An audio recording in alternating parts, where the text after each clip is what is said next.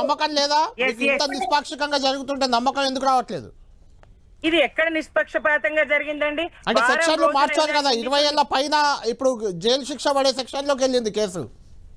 Yes, ఆ బాధిత బాలికను మరి సిట్ అధికారి ఆమె రితిరాజ్ గారు కలవడం మూలంగా మరి నిజాలు తెలుసుకొని సెక్షన్లు మార్చినటువంటి విషయం తెలిసిందే.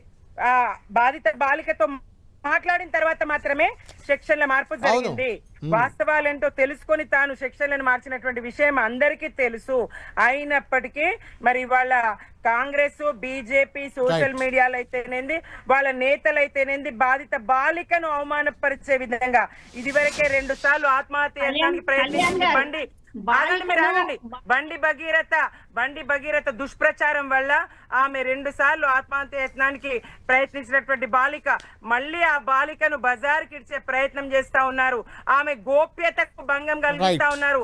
ఆమె వీడియోలు షేర్ చేస్తా ఉన్నారు, ఆమె ఫోటోలు షేర్ చేస్తా ఉన్నారు. థ్యాంక్ యూ సుమిత్రానంద్ గారు.